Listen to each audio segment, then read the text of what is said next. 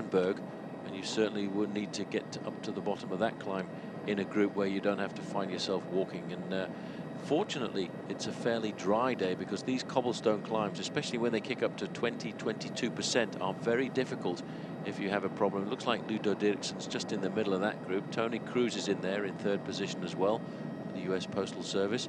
The man making the best operation here at the moment, though, is Stefano Zanini, because he's a man who's got great experience. He's been professional since 1991, and he's had some pretty impressive victories throughout his career, although he's never managed to get himself the real big win that he's been looking for. Well, at the moment we've got 7 leaders and 7 chasers. They were both originally together before the Quaremont, then Joachim's group of 13, and Dirksen's group of 13 rather, and 2 just off the back of them, so it'll be 15 very shortly. As we're looking now at the leaders on the road, still blazing the lonely trail from the front, and still the people behind haven't been able to get up to them, and neither is the peloton. We're not getting any time checks at all just now on where the field is behind. Well, that's a nice way to see the Tour of Flanders on the right-hand side. I hope it doesn't flip it over, because that might put off the bike race just a bit. There are the leading 7, and I've got to tell you right now, Phil, I'm finding this to be a rather strange Tour of Flanders, because the big guns have certainly not yet started to fire. Thinking back over the last 15–20 years of the Tour of Flanders, there's only really been 2 surprise winners. That was Jackie Durand back in 1992, and back in 1982, I think it was, Rennie Martens got himself into a breakaway situation. A group of 15 riders, not really at the top echelon of the sport, were able to get off the front, and nobody ever saw them again. And I'm kind of wondering if that's not going to happen here. It's worth discussing, but there's still a long way to go as far as this course is concerned. In normal circumstances, not that far, 67 kilometers. The missing man I didn't spot there is the T-Mobile rider, Jörg Schaffrath. Had a very good race today. Loosening off his legs at the back is Hoster, as we're heading up towards the climb now of the Koppenberg. Ouch. A very difficult climb that is as well, the Koppenberg. Once they start to get into the Koppenberg, they're looking at a climb again, Phil, not really very long, just 600 meters. The average gradient, though, is a lot steeper than anything they've faced so far, 11.6%. But the steepest part of that climb is 22%. And these riders are going to have to just back off a little bit over the next kilometre or so to allow their lactic acid to drain away from those thighs before they kick into the Ronde van Vlaanderen, as it heads up to what is probably one of the most famous climbs of the race, after the famous Mur de Grammont. Well, here we go, and there it is, a nasty, nasty steep climb. It finishes just through those trees, but your nose touches the road here when you leap out of the saddle. And I noted that Jörg Ludwig, who was in trouble on the last climb, has made sure he's at the front at least at the start of this climb. Zanini going through on the inside to pick up the pace now, as Stefan de Jong are looking okay on the left, and Schaffrath just behind him. Schaffrath and Gironga trying to find the smooth approach, and snapping onto the wheel there is Thierry Marichal, another Belgian rider who knows these roads as well as just about anyone. Climbing this one reasonably sensibly. It's been resurfaced in the last couple of years. It was a lot harder, I have to say, at this very point a couple of years ago when the cobbles were totally broken up, but the riders make it look so easy. Stefano Zanini on the front in the blue and grey jersey of Quickstep Davitamon certainly is making it look very easy, just dancing on the pedals here. Stefan de Jong not enjoying it at all. De Jong is a very good sprinter, but he's using his experience. He's not pushing himself too far and hoping that he can survive over the top of the climb and then accelerate back into the group. But you have to sit down at this point. You see, there's not one of these riders out of the saddle. If you try and climb this climb out of the saddle, pulling on the handlebars, you get no traction at all in your back wheel. And chances are you'll fall off the back of your saddle anyway and finish upside down. Elkenberg just about going to hold on to those riders as they go over the top. They should all regroup this time. Oops, and a bit of a wobble on the barriers there, but he's going to make it. And this is further down, break number 2. This is Joachim now, who's done very well on these climbs. Very aggressive for him as he now starts the climb from the second chase group of 7. This is a point of interest. A lot of riders put very low gears on for this climb this afternoon. A 39-tooth chainring on the inside and a 25-tooth sprocket on the back. And all of that just for this climb, because this is a really difficult steep climb. There's the remnants of that breakaway group. Just looking in there, I think, Might just get a sign there of Ludo Dirksen. I think that's the Landbau Credit rider who's managed to make to the junction. He's about 7th or 8th in the line, off to the left of our picture just now, and not climbing as smoothly as the others, but he's not a great stylist when it comes to climbing, Ludo, but he is a very strong cyclist indeed.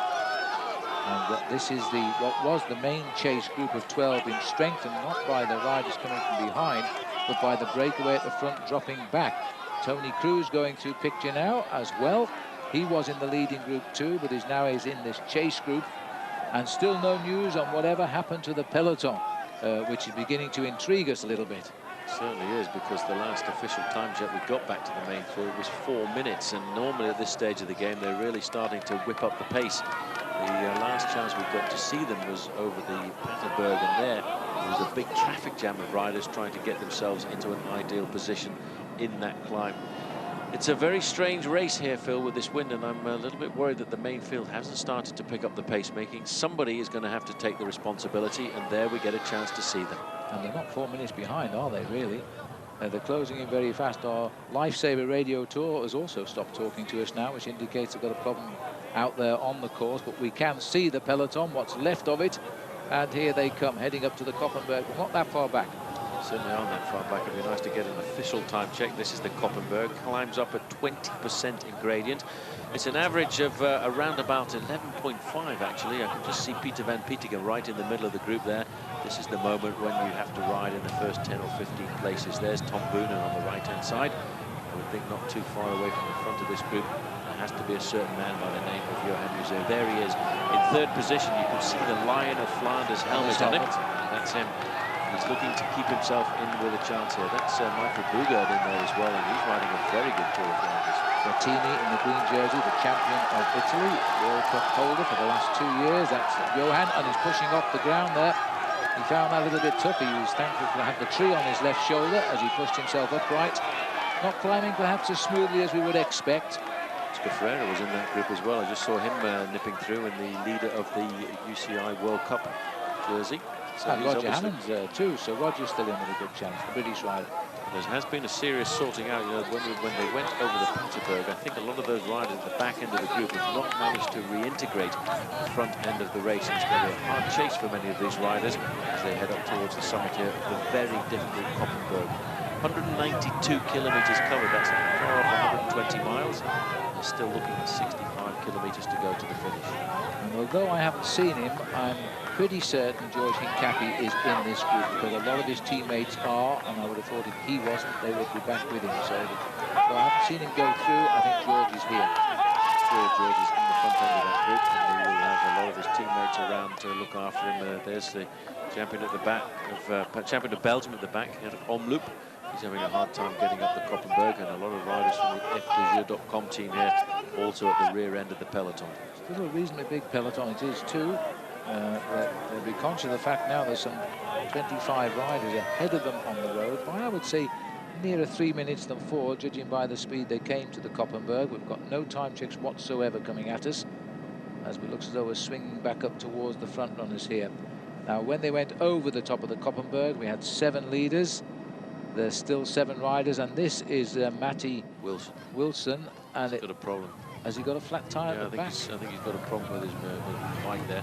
The problem with this section of the course here, by the way, if you do have a mechanical incident, the actual team cars are not allowed to follow because of the fact that many of them can't get the cars over this climb. And if they stall, they have to get people to come from the side of the road and try and push them. So there's a neutral service point at the bottom of the climb, and there's a neutral service point at the top.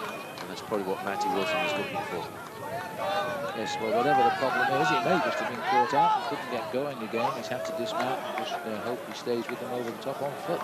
Sometimes it's quicker than most, perhaps gets Yakimov going through, and he's quite a way off the back. A little bit of a sequel to the injury that he had in the early part of the season, and that's obviously what's happened there. Tough to see Yaroslav Yakimov at the back end of the race. Let's not forget he finished in the top 10 in the Ronde van Vlaanderen last year. I think he was hoping to be a major ally to George Hincapie in the final few kilometres. This gives you a chance to see just how difficult this bike race is here. And they're looking here, in fact, at the leader of the Landbau Credit team. That was Jackie Durand, who was in that early morning break. I think right now he's at spent force. Could be in the early morning bath, or mid-afternoon bath as it happens, because Jackie's gone right through now. and being tailed off here. But he's, as always, made everybody realise he's taking part in a bike race. Always gets in front of the cameras. This is the leading group now of 7. Marichal, Hoster, Ludwig, de Jonge, Elmiger, Zanini and Schafrath, as they get on more food.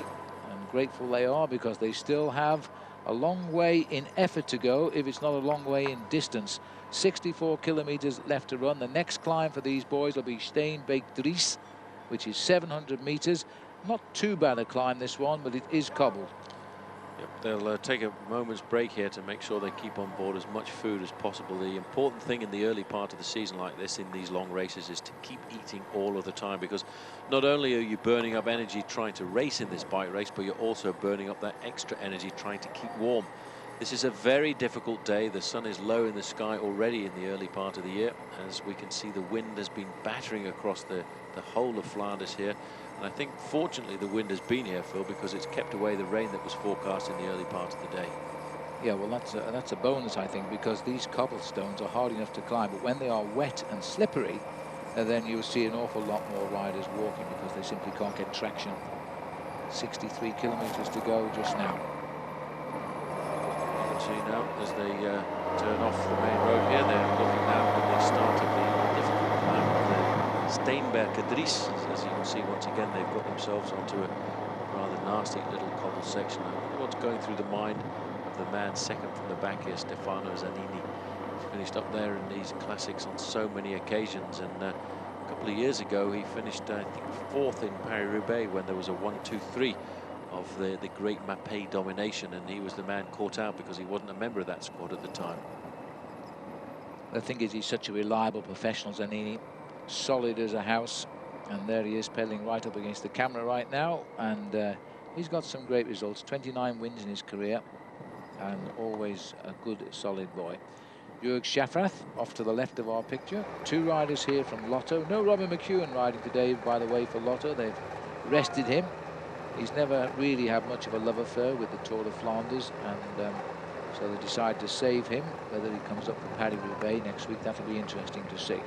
Salvatore Commesso on the front here, whipping up the pace as they get onto the very difficult section of cobbles at Steenberg. And you can see now these guys are starting to get themselves organised. They're a bit worried about the fact that that leading group of 7 is getting organised with a time gap of 43 seconds. And in fact, these men have ridden away from the rest of the group. Well, they're doing very well, and they're just 42 seconds ahead, 43 seconds on screen, of the remnants, which is a group of 7 riders behind them as well. And there's a glimpse of them there. They're on the right of our picture here. The 7 still have not been joined, but they're about to be joined, looking in the distance there. Should be a chase group of around about 20 as they organise themselves here, heading out towards the next climb of the day, the Steenberg. These climbs just keep hitting these riders in the face. We're now on the climb of Steenberg, and that is after almost 200 kilometers of racing. And 3 kilometers after this climb, they go up another very difficult ascension, the climb of the Tyenberg, and that will be the 9th hill of the day. These are the leading group of 7. They're getting themselves organised. There's no panic, and I'm quite surprised to see that the fact is they are not being pulled in at all by any of the work that's being done on the groups behind. Well, 204 here, Stefan de Jong is really quite an accomplished professional, and he's obviously been very, very strong today. He first came to our notice when he rode an amateur bike race in Australia called the Commonwealth Bank Cycling Classic, and he won a stage there in a place called Terragal, and he turned professional after that. And he's risen now, he's already won 30 races since he turned pro. Mind you, time flies, Paul. He's been a pro now for nearly 10 years. Really Can't believe it, can you? Remarkable. In fact, he's had a good start to the season in Belgium, because he won this sort of semi-classic Kuurne-Brussels-Kuurne in the month of March, and that's an indicator that he's in fine form. Rabobank have had, as you said, a very good start to the season. This is the remnants of the second group. This is the group that contains Ludo Dirksens, Mark Wouters is in this group, Roberto Petito, and there are a lot of Frank van den Broek's teammates in this group as well, in the blue and white jerseys of Fassa Bortolo. Alberto Ongarato and Fabio Sacchi are the 2 riders here for Fassa. Ongarato was in the lead group. He's come back to team up with Sacchi now. Sacchi on the new colours of Fassa Bortolo with the white and blue there on the left. Still working hard, but still find themselves, as normal, around 40 seconds off the lead. And they've been working hard like that for a couple of hours now and never got any closer to the actual front runners. Big, strong Ludo Dirksen on the front in the red helmet and the white shirt there. He rides for the Landbau Credit team, a small team, but a team that's got some pretty impressive bike riders on their roster. One man who's disappeared from that end of the group is Jackie Durand, who's been caught and dropped, and now we get a chance to see just how the main field are starting to react. And the work is being done at the front end of the peloton, mainly by US Postal Service, and I'm fairly sure if we can just look down the line there, we get a chance to see George Hincapie in there somewhere. Well, the chase has to start now because there are not all that many climbs to go. There's only 61 kilometers left to race. We're moving towards the climb of the Steenberg for the peloton, which for them is climb number 8, while the leaders are heading up towards the Steenberg now, which is only 500 meters but has an 18% gradient on it, and it is cobbled. It is beginning to take on a definite shape now. We've got 7 leaders, approximately 13 to 15 chasers, and then the main field. I'm sure 1 or 2 tired riders in between going backwards, but they've really got to step on the gas now and try and shut down this breakaway. It's starting to look a little bit serious, those 7 leaders. It's looking very serious with the fact that there's no real team on the front making a dedicated chase. It's rather strange to see that the team of Johan Museo have not organized themselves just yet. As we return to the Kop van der Wegstrijd, these riders will now be facing 10 climbs to go to the finish. The problem here at the back, it probably is just a drink problem when the riders get up to a situation like that. He's indicating bring on the drinks please, because he knows he's got to keep the energy levels nice and high, because this is turning out to be a very difficult Tour of Flanders here. We're not far away from the Tyenberg, which will be the next climb for the leading group here. It's again a short climb, just 530 meters, but at the bottom of the climb it kicks into 18%. It really is a brute of a climb too. It's a good job that the roads are dry this afternoon. It is, and a massive crowd too. Very often the same crowd. It's a renter crowd in parts of the course because they just jump in the cars and race across to see the next sector. Made a bit more difficult this year because for the first time we've had a women's Tour of Flanders, which covered more or less the last 100 kilometers of the course, which meant they got most of the tough climbs as well. It has been won by Sofia Zabriova, who is one of the top women in the world. She won by herself, but just jumped away from a leading group of about 4 riders. Former Olympic champion, was in Atlanta in 1996, and she's still pretty much at the top end of the sport. This is the leading group of 7. And Ludwig in trouble again. He really is having a hard time staying in contact at the back end of this group, but this is turning out to be very strange, the tactics. But you know, Phil, the main field have closed in. The main field are now only 2.5 minutes in arrears. I think the big guns are really starting to turn up the pressure. Well, Ludwig he dropped back there for a drink, and I'm not sure that was a wise idea because he's been hit now by the climb. And again, as I say, it's not a particularly hard one, but a chance for the chasers to finally nail back that leading group. These are the chasers here now, and the gap isn't coming back at the moment. The clock is telling us they are falling away. There's a problem. Now, well, that is either Leif Hoster or Tilly Marichal. I think it was Marichal, but it was a quick glimpse there. Very quick glimpse there of somebody with a problem at the side of the road. This is Ludo Dirksen, though, definitely on the front end of the chase group, and that gap to the leading group of 7 has gone out to a minute. But I think what's more important, Phil, is the time gap to the main field, which is starting to come down sensibly. It's 2.5 minutes. I think we're going to have a normal Tour of Flanders finally. But we're still seeing the riders who are hoping to be first-time winners of this event and not the stars that we know of. We're seeing 53 seconds for group number 2, but the race radio is telling us, it's come back by the way, we lost it for a while, is 40 seconds. So we'll find out very shortly. Now, is this the incident at the back? There was Jörg Ludwig going around him. I think it was Tilly Marichal. Yep. Yes, it was. Well, that's bad luck because he's been a strong man in that leading group. That could be bad news for this leading group. Bad luck for him, and I don't think anybody's going to wait. He will get picked up by this group because they're not that far behind, and with the gap being inside of 1 minute, there wouldn't have been a team car, a dedicated team car in there to help him get a spare wheel. It would have been the neutral service worker. This man on the front though, Phil, Ludo Dirksen, really is a tough bike rider. You know, he's almost 40 years of age. He doesn't care, he just gets out there, does the job. He doesn't, I think he took the tactical book professional racing when he turned pro and just threw it away, and he just enjoys his racing. Well, he enjoys his racing. He eats a lot of spinach, apparently, because his nickname is Popeye. But I have to say, what a credit he is for a man so fit at this stage of his career. It's when he should have retired 5 years ago, but he's not just taking part, he is contributing to the race pattern.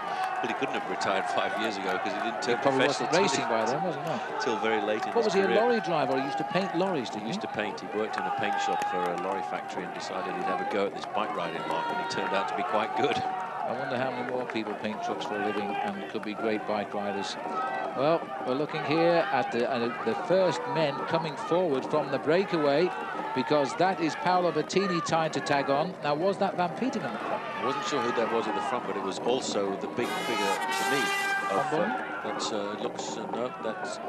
Was that Servais Canavan going the other way?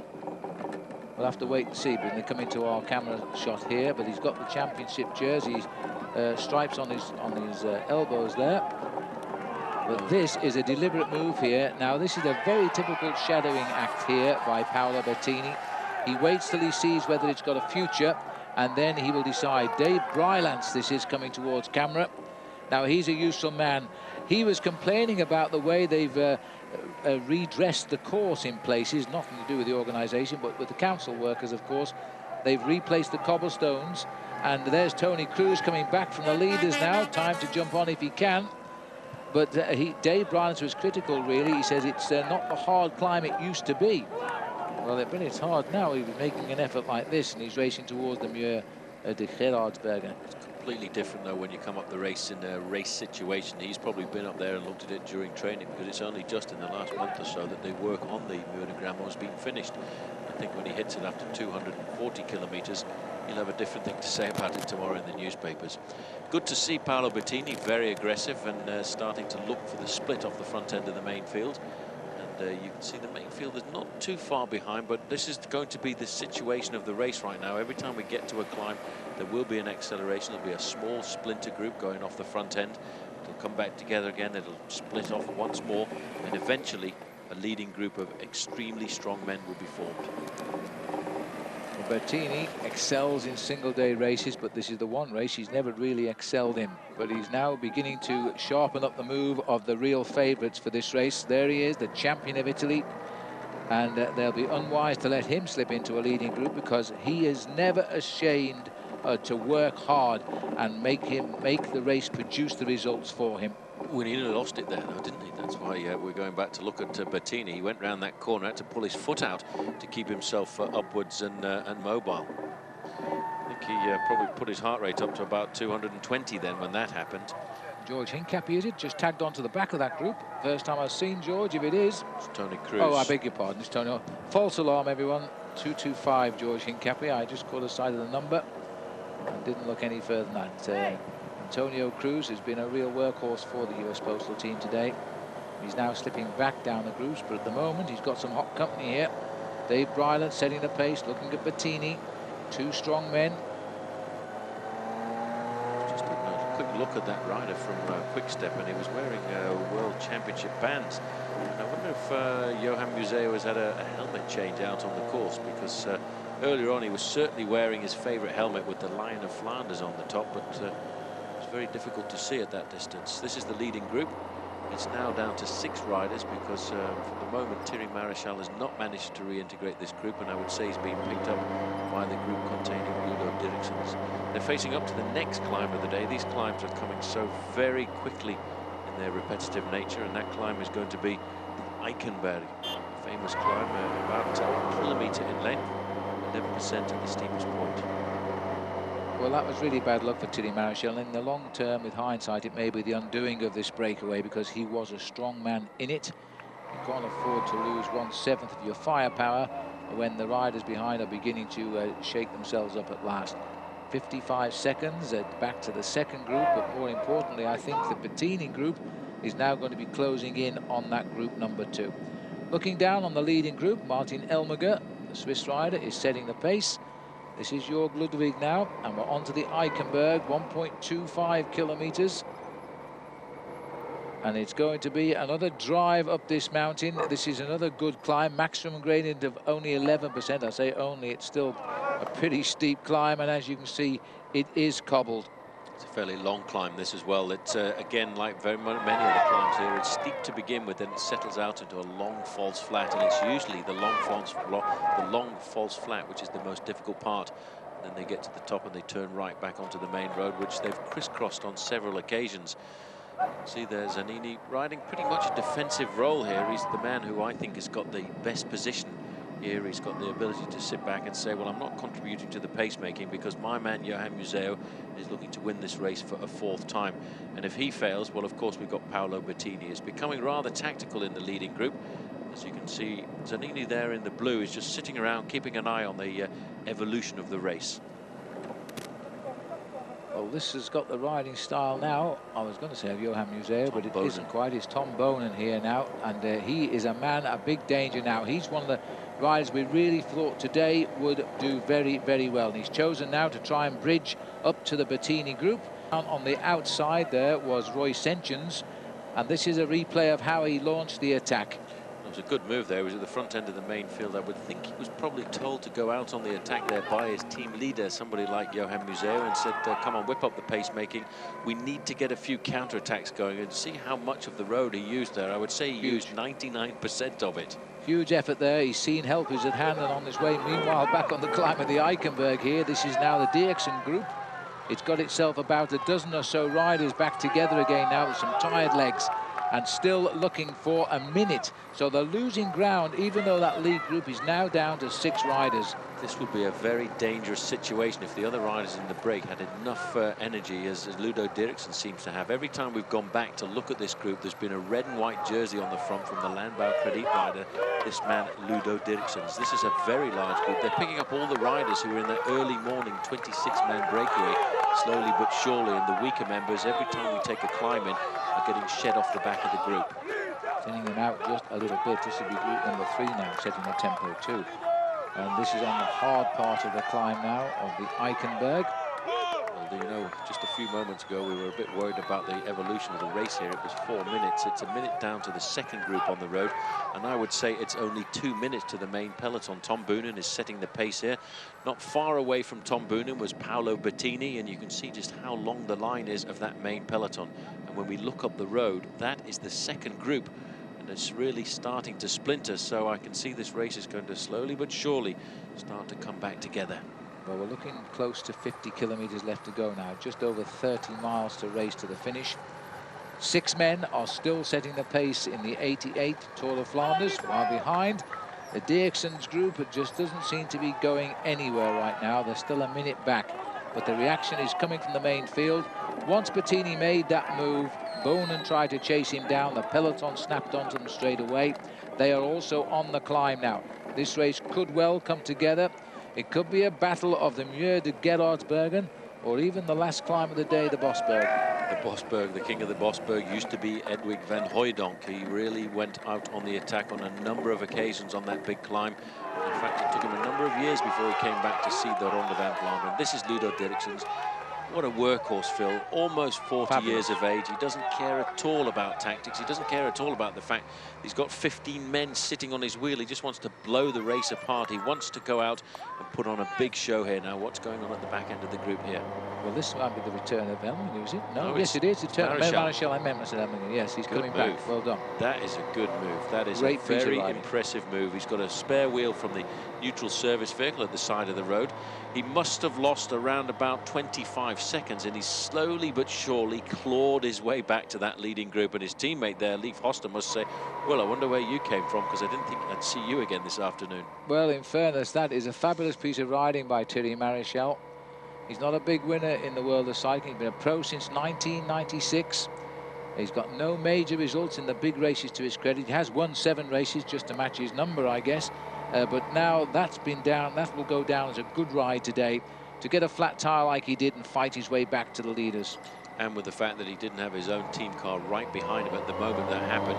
Museo forever. Well, I think that says it all. We would certainly like to see Museo go out with a bang. He's been a great competitor over the 90s and the early part of this new millennium, and you can see the time gap now is looking a lot more sensible. Around about a minute to the second group, containing Ludo Dirksen, still on the front end of the group there. but inside of 2 minutes to the main field with all of the big favourites, we presume. The concertina is beginning to squeeze again, as these riders now, all the workers so far, have not gained a lot for their efforts, and the least to have gained is poor old Ludo Dirk, since he's done a mammoth amount of work. And as we've already said, he turned pro quite a late age, and that may be his downfall in many ways. He didn't build the experience from riding bike races. Tactics have never been his strong point, but there's no disputing the enormous strength of this man. And again, he drives on the front, while he's got an awful lot of passengers just behind him. At 39.5 years of age, well, he is a tremendous example to everybody else. But that's him on the front, still chasing, while others have reached the leaders. He's still in the group behind at 1 minute and 5 seconds, and the peloton is closing in. 3/4 of a minute back now to the second group on the road. Thierry Maréchal having rejoined number 7 here. He's going to need a few deep breaths now and a shake out of the lactic acid before he starts again. The Boigneberg is now where we're headed, and this will be climb number 11, 1 kilometre with a maximum slope of 15%. But the good news is no cobbles. Fabulous. These boys are going to enjoy that. Thierry Maréchal will have to recuperate on this climb, and that's a very difficult thing to have to do. And once he gets over, I think he will get his rhythm back, because that was a huge chase that indicated he's in fine form this afternoon. There are still, including this one, 8 climbs to go towards the finish of the Tour of Flanders here this afternoon. This is not one of the most difficult climbs, but there's still a lot of tough ones to come. And I would think we'll start to see the main field really whipping up the pace now, because they've now got the race back under control, having at one stage been 4.5 minutes behind the leading breakaway. And again, it's Jorge Ludwig living dangerously at the back, but he does seem to enjoy the smoother climbs rather than the cobble ones. And he's working very hard to maintain contact with this leading group just now. He had a great Tour de France last year, and in fact he finished up in 38th position, but he was a lot higher at one stage and rode a great tour, really. The Saiko now looking over his shoulder there to see what's going on behind. They're not really closing in. The peloton aren't closing in either just now, but they make a real rush at these small climbs, and that's when they close in. Just look at the wind here on those Flanders flags. Wintry wind blowing across the Flanders here, bringing the temperature down from 12 degrees Celsius to around about 6 degrees Celsius with the chill factor. This leading group has swelled again in numbers to 7 men, but it's really very much a status quo, with a chasing group hovering at around about the 1 minute mark, and the main field quite comfortably just 2 minutes in arrears. This is the chase group. There's Ludo Dirksen. He's found himself, I think, Phil, a prisoner now, because this group has got a lot of passengers. On the left-hand side there is Servais Knaven, who will have been given the order now to stop working, because the big guns of Quick-Step Davitamont are at the back. Men like Johan Museo and Tom Boonen, who is looking very comfortable. Well, they've got cards still to play, and there is still time to play them. 52 kilometres to go for the leaders, remember. A bit further for the chase. And we're getting down to some very select men in the next group. This is the chase group we're looking at here now. And this is a counter-attack from the head of the peloton. And I'm just trying to see here. It doesn't look like we've got any of the real stars firing just yet. We'll see. There's a good move off the front end of the main field. It looks like Leon Van Bon in second middle position there. He's in a sandwich, and it looks as if once again the Chocolat Jacques team are starting to turn up the screws, and there's been no reaction by the major contenders on the front end of the peloton. Well, this is possibly Chris Piers here for Chocolat Jacques, unless it's a very twisted Dave Brylands and haven't quite got his face down there. But it looks like Chris Piers trying to drive the group away from them. 3 of them here. And this could start another challenge to the big guns, who are now beginning to shadow box. Very interesting race in many ways, this. Leon Van Bon looking over his shoulder saying, where's everybody gone? He's a rider that really came to our notice a few years ago in America's Tour du Pont, which when he won a couple of stages of that event in separate years. Rabobank rider trying to cross the gap as well. Koppenberg looks like his shape coming across here. Sits very deep into the saddle, does Michael, but this isn't him. This is another rider from Rabobank trying to get across here. But the gap again is opened. There's got to be a lot of big riders watching each other, otherwise these gaps wouldn't open like this. It's a very strange situation on the roads, and I think we're all waiting for the big climbs to come up towards the end. And obviously men like Johan Museo are in the group. They're quite happy with the way the race is unfolding. They're not worried about these small groups slipping off the front. Bettini, He's riding a superb race there. He's always on the front line. You can see him just on the left-hand side in the red, white and red jersey, champion of Italy, winner of the World Cup last year, a very formidable performer. I think enjoying here his participation with Johan Museeuw for the last time in the Ronde van Vlaanderen. Bettini off there to the left, and I think one or two of the big names are going to get slightly depressed in a moment if they can't break up all of those riders around them. Still driving well at the front here. This is the second group on the road again we are with now, as the spectators rush back to their cars in the hope they'll see them at the next venue. Many of them, I suspect, now heading towards Gerardsbergen for the climb of the Muur de Grammont. That's the famous climb of this event, although it's tempered a little bit now by the smoother laying of the pavé, the cobblestones. She's Ludo Dixon again on the front. He's really getting fed up with the fact that there's a large group of riders and nobody wants to work, but nobody wants to get dropped, and that's very frustrating. All he needs to do is to get himself a gap of 4 or 5 meters. Then he may well find that if he can reduce the number of riders in this group to 5 or 6, then they might come forward and share the pacemaking. Well, it's a bit of a problem now, especially with Servais Canavan on his wheel there, because he started the breakaway in that chase group with Dierksens, but now he's got another role to play. He's not going to help him keep up the pace. He knows that the peloton, see, he won't work at all. He sits up with Dierksens. Everybody looks at everybody else, and then that's what's going to cause the shutdown, and the peloton behind are going to close in if they continue those tactics, which is what Canavan wants right now, because his teammates, of course, are Tom Bonen and Johan Museeuw. And Paolo Bettini, and the reason he was sent into this group was to act as a policeman, to try and cause confusion, to put himself into a situation like that where he would break up the rhythm, and he's done that very successfully, and nobody can complain at all. But I'll tell you what, this is the man who came out of the group before Chris Peers and Leon Van Bon. They've ridden across the gap very quickly indeed, and this is a very strange race. The main field cannot be very much more than about 30 seconds behind this group. And I think the race has still got a long way to go till we get to the finish, and a lot more faces to show us.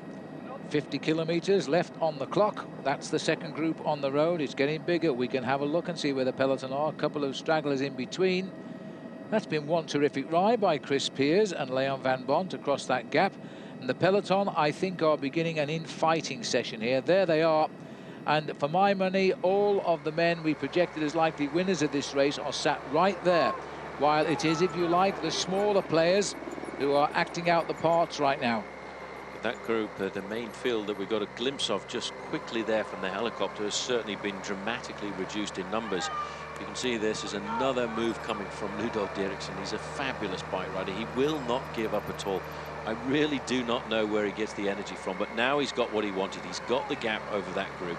Well, I for one would like him to see him open that gap just now and see what they would do about it back in the main field, because Ludo Dierksen, the oldest man in the race, well, that would be a great victory for him if he were to run out the winner of this event.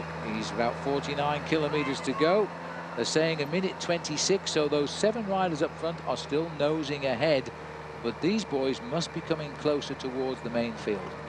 Got to really take your hat off to this man, Ludo Dierksen. He's approaching 40 years of age. He's been the animator of the breakaway, the counter-attack at least. He's been the man looking to try and break the stranglehold of this group that's with him. He was frustrated by the fact that all of the time he had around about 20 riders just sitting on his wheel. They were happy to be there, but they wouldn't contribute at all to the success of the move that he was trying to instigate.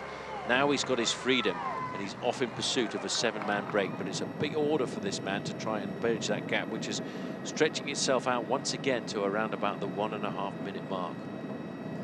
Back in that main field, there'll be some interesting conversations, I can assure you of that, because obviously the big boys are marking each other, and it's happened in the past. Serious favourites have all got together, looked at one another, nobody would help one another. The result, they've all lost the race. And Dierksen is a man who will never wait around to find out about anybody else's conversation. This is an absolute typical tactic. He's done it before in Flanders, and he's getting on with it. And already he's closing that gap. Now he's got clear. It's a minute and 7 seconds, but a minute 22 back to now the group in the distance there, and it must be on to 2 minutes now. Back to the peloton containing Bettini, etc. Well, they're going to pick these guys up pretty quickly there, because you can see they're all over the road. Now that Ludo Dierksen has gone from this group, there's no power left in that group, and nobody wants to set the pace on the front. I think one or two of the teams, like you can see here, Fassa Bortolo, obviously Quick-Step Davitamon, have given the order to their men in this group not to move, just to sit back and wait for the regrouping. Well, that's Ongarato from Fassa Bortolo trying to do something, but now there's a counter-attack here. It looks like US Postal got themselves onto it.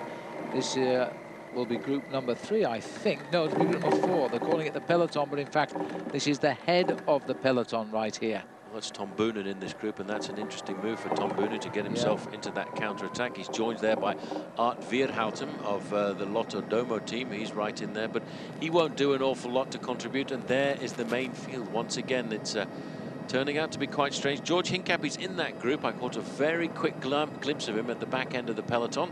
Paolo Bettini at the front, and Team CSC trying to organise themselves on the front end and see whether they can be as dominant as they have been in the early part of the season. Well, they're trying to cause a reaction from the bunch to chase down that little group which has just sprinted clear of the peloton.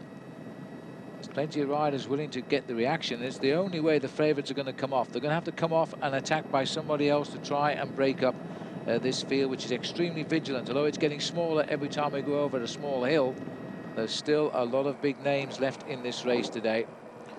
Well, we've still got a few climbs to go as well. We've got 7 more climbs to go till we get to the finish line. The next one will be the 12th climb of the day, the climb of Foreest. It's a small climb round the back of one of these little hilly sections of the Flanders we're in this afternoon, and it's a good, well-surfaced road that will then set them up to go down towards the Steenberg. This is the leading group, though, and it's really interesting to see how this race is starting to evolve. This is the third group on the road, I should say, and that, as we can see, is the second group, the group that our man Ludo Dirksens has just left. And right behind come the cavalry, the advanced part of the peloton now.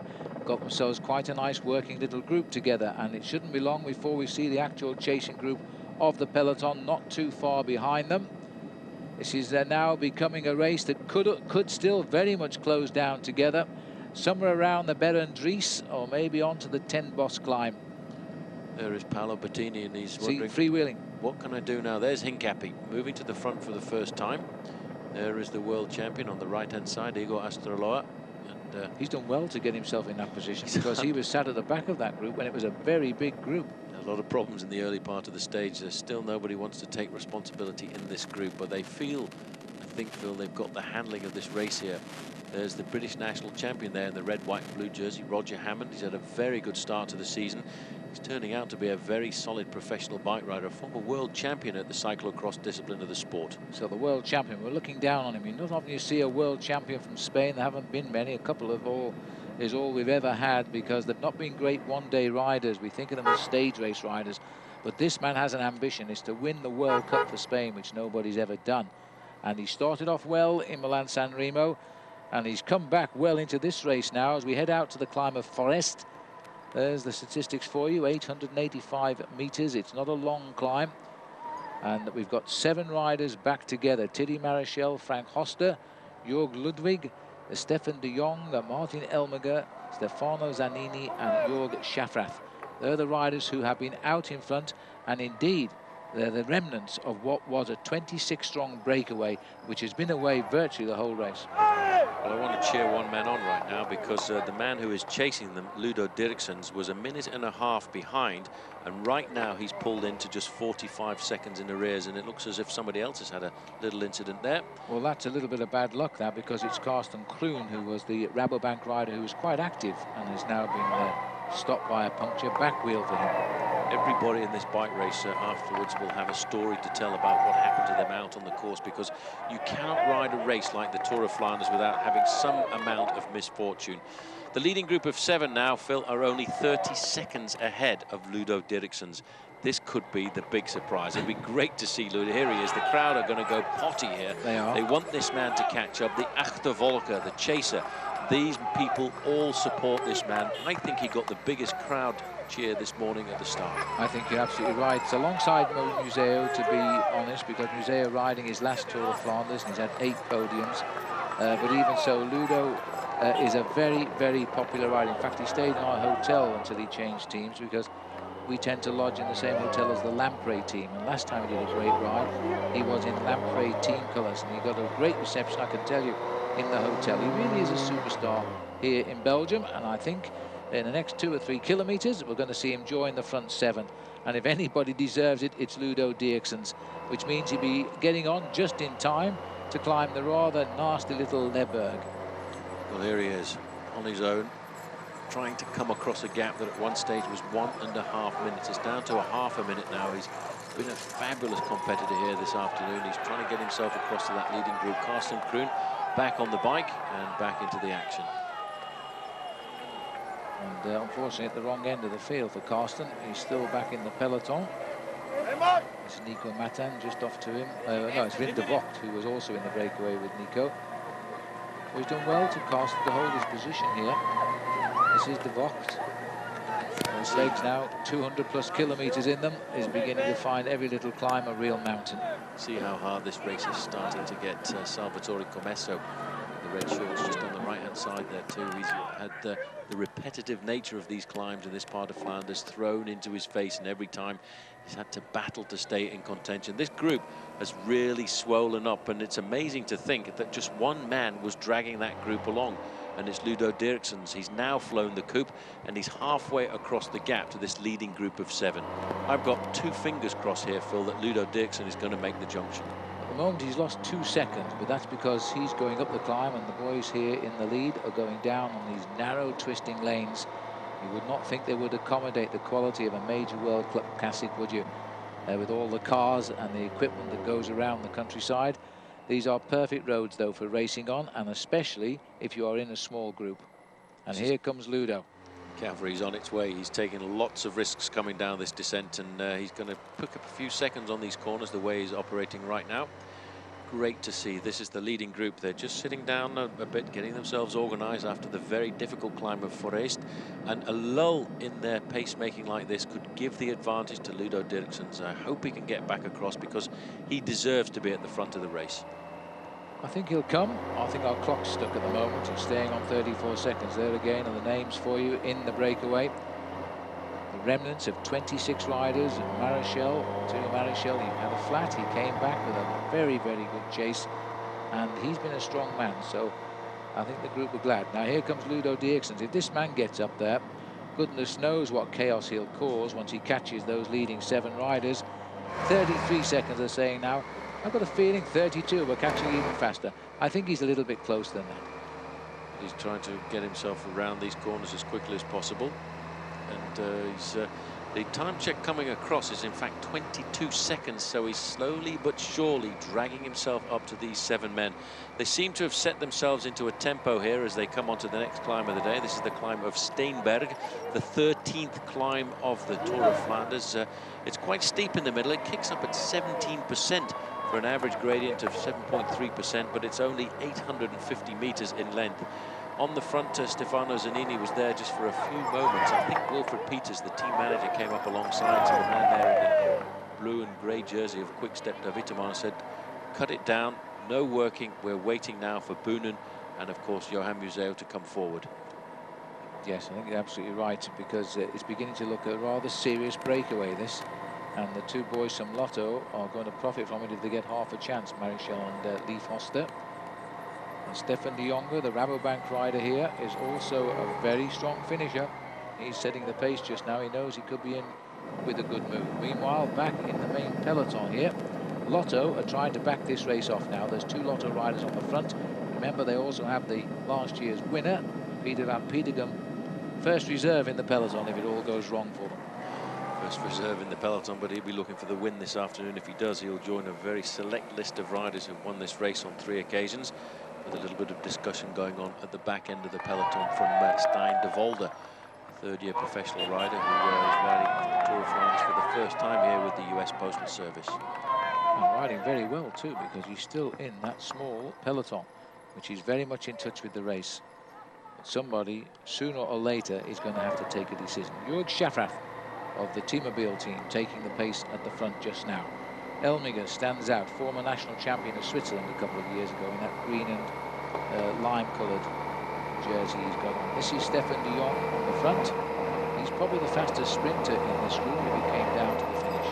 It's not going to come down to the finish just yet because we've still got 42 kilometers to go, and we've still got 5 very difficult climbs. I think in a very short moment we're going to see the return of Ludo Dirksen, because it seems as if the impetus has gone out of this group. They've backed off an awful lot.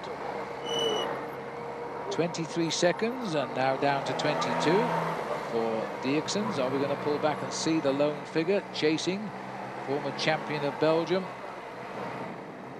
Further back than I thought he was. There he Here is. he is coming along, and it could well be that that gap is still hovering at the 20-second mark. It's a very difficult order, and you've got to calculate into his chase here, Phil, the amount of energy he put into the 2 big jobs that he's had to do so far, riding across the gap initially to the breakaway of 26, and then after that riding himself across to the breakaway that he's looking for now.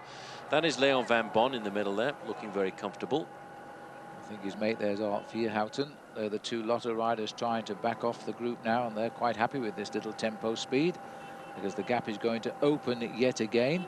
Rabobank rider in the centre picture there in the orange and white. He's also happy because they've still got Stefan de Jong up in front. There'll be a little concern amongst Quick Step de Vitamon because they've got the wrong man up there in effect in Zanini, who might be good for a place, but he wouldn't be good for the win, I don't think. So they'll want to try and change him for somebody else like Tom Bonen, perhaps, Johan Museo or Bettini. A lot of nervous riders here. There's Tom Boonen just down to the right-hand side, Step de Vitamon. You can see Cervez Canada on the left-hand side as well. Lion of Flanders flag really has turned out here this afternoon. I think everybody has come out to celebrate the final Ronde van Vlaanderen of Johan Museo. It's the last time we'll see him here, and that's rather a shame because he's been such an incredible man at this event over the last few years. 8 times he's climbed onto the podium, 3 times he's finished in first place. Could have been 4 if he'd not misjudged the sprint with Gianni Bugno a couple of years ago, and that really was a bit of a deception for him. Yes, well, we couldn't speak to him after that. He wasn't too pleasant, was he? He wasn't very happy. It was his own fault. He was the man who thought maybe he overshooted on his strength on that occasion, and Gianni Bugno was clever enough just to come by him at the last moment. But the action now is still thick and fast here. We're coming down to the last 40 kilometres, which is 25 miles to go to the finish. And that sounds not quite so far that way, does it, Paul? But it's really just over 1 hour of racing left here. 1 hour racing and still 5 very difficult climbs to come. We've still got the Leidenberg, which will come at 34 kilometers to go, backed up by the Berendries, which in the past has been the scene of some very dramatic attacks. That's at 30 kilometers to go. After that, it's Ten Bosch. Then the real big climb where many people try and lay the foundations of their victory is the Kapelmuur, the Muur de Grammont. That comes at just 14 kilometers to go. They drop down very quickly then to the Bosberg, as there's the official flag indicating 40 kilometers to the finishing line. 25 miles for this leading group of 7 riders. Not too far behind, 14 seconds in arrears, is Ludo Dirksen. And again, a very strange situation in the fact that the main field had come to 1.5 minutes off this group of 7, and now they've backed off to 2.25 minutes. There's going to be some very strange tactical moves appearing as we look at the main peloton, because they know this race will very easily slip away from them if they are not attentive. This is the chase group, the second group on the road, and it contains some pretty serious names too, with riders like Nico Martin in this group. I'm surprised that they allowed Ludo Dirksen to ride out of the gap, and he was the big powerhouse in the group who forced the group to come off the front end of the main field an awful long time ago. As we look back here to see if there's any indication of where the peloton is. This is a group of riders who've been dropped by the group. Still a very strange Tour of Flanders. I think there's probably a lot of marking. That looks like Bogart who's coming across here. Now this is an interesting move because this is a group of riders who are riding themselves in. There's the world champion Igor Astroloa. Now we are seeing a situation where the race might be starting to unfold. That's Hincapie coming across. Where is the peloton? Looking further back, we've got a situation here where it looks as if Johan Museo has been caught out. There's a small counter attack coming across off the front end of the peloton, and it's good to see that Hincapie's in there, world champion Igor Astroloa and Paolo Bettini, but I didn't see Johan Museo managing to get into that group. He may well be locked in this group here. Well, Museo wouldn't speak this morning. He was obviously very nervous. We felt he looked very strong, and it looks like the line of Flanders here is mixing in a group of teammates, losing a bit of ground. Losing just a little bit of ground, and there is Thor Hushovd, the former world under-23 time trial champion for Crédit Agricole. Stefan Vesemade is in the group. Peter van Pietegem is there as well. Now, these men may well be watching themselves. There's Roger Hammond, the British national champion, because that's rather a serious move going across with the world champion Igor Astroloa, who's not exactly had an easy ride here in the Tour of Flanders. He's been involved with a lot of mechanical incidents at the back end of the group. That's the group with Bettini and the world champion and George Hincapie. Well, this is a great move for the American Hincapie, going with a workhorse like Bettini and Astroloa. This race now has suddenly come under the hammer, very much so. 14 seconds the split between the two front groups, but this is a far more important chase just behind, because for the first time, really, we are now seeing the big guns realizing that they've got to start firing, otherwise they'll lose their grip on the race this year. Well, I don't know how that split happened. It must have just been an acceleration coming out of a corner. It happened off camera, so we're not quite sure how it developed, but it's an interesting move, and Paolo Bettini is showing that he's very attentive. He's a brilliant tactician, that man. He always seems to follow the right moves. There's Ludo Dirksen, big, strong, powerful man, and there's the group. He's going to make the junction. He's almost done it, but these last few meters must feel interminable. Just on 38 kilometers to go to the finish, and we now have 8 leaders, but the news is not good from the rear, because the big guns have split up at the moment. Look at this, he's on a very difficult set of cobblestones here. This is the section of cobblestones in the small town of St. Cornelis Horbeke. It's a 2-kilometer section of cobblestones, and after they've been over this, they'll be setting themselves up for the Leiberg, which is the 5th final climb, and this is a great job of work. I've got to admire the performance of this man, Ludo Dirksen. He's been out on the attack. He's basically ridden from the rear of the race right the way through all of the groups, and he's been the powerhouse of the Tour of Flanders. If there's a man of the match, he's got to get the title. Well, he's the man of the leading group now. 8 of them on the front, 38 kilometers to go. We just passed through the village there, which really went to town with the portraits of some of the most famous winners of the Tour of Flanders. So we now have 8 leaders: Marichal, Hoster, Ludwig de Jonge, Elmiger, Zanini, Schaffer, and the latest arrival in Ludo Dirksen. Watch those bends, Ludo, because you almost went off the road there. He's just in time to suffer again, I think, as we continue with the climbs. We've no further news on that chase behind. Our camera concentrating, rightly so, on the arrival of Ludo Dirksen at the front. Now, he's showing flex his legs there, Paul, as he gets to the Leiberg, and that's a 1.1 kilometer. This is actually quite a nasty little ascent, and I'm afraid to say, I'm delighted to say no cobbles for Ludo to have to worry about. He needs a few seconds to recover from that. He certainly does. He needs to just get over the Leiberg with those riders there, recover over a kilometer or so at the summit, and then I've got a funny feeling we might see a move coming from Ludo Dirksen to try and get himself free of that group of 7. Now, this looks like a very sensible move, because this is a regrouping. There's the world champion Astroloa, Paolo Bettini as well, 2 former teammates, 2 very good friends, 1st and 2nd in the world championship. They've ridden across the gap, and they've joined this very large group in the middle. It's a strange race here tactically. There's Tom Boonen over on the left-hand side, and as far as I know, George Hincapie must have made the junction too. Well, you see, the stars themselves are now having to take this race and do the pacemaking, because they're running out of people, and there's 8 riders up there, and there are 7 different teams represented. So there's a lot of riders not contributing now, which means that the big boys are going to have to work. Bonen at the front now, Bettini. We think that Museo is in here as well. We might get a look at it soon, or he could still be chasing with Van Pietegem just behind. You can see the flags here. This is a good job of work here being done by the man on the front, Tom Boonen. I wonder if he's been given the order by his little teammate there, Paolo Bettini. Let's turn up the screws. We've got a situation here where we've got to try and pull back that leading group, because the leading group is still around about 2 minutes in front. This is the long section of cobblestones here, 2 kilometers in the very small town of St. Cornelis Horbeke, setting themselves to go down then into Brakel, and the climb that comes out of Brakel is the Leiberg. It's a long climb. It kicks up at 16%, and it's around about a kilometer in length. And still the people keep turning out to watch this race go by, as we're watching here now Geert Verheyen. I'm not too sure where he is, But they're saying he's chasing, so he could well be second man on the road, or second group on the road, if you want to call one man a group. It puts him in 9th place at the moment. Well, the main field is 2.5 minutes behind, and that's why you could see that little bit of panic starting to appear on the face of Tom Boonen there. They can feel that the race is beginning to slip away from them.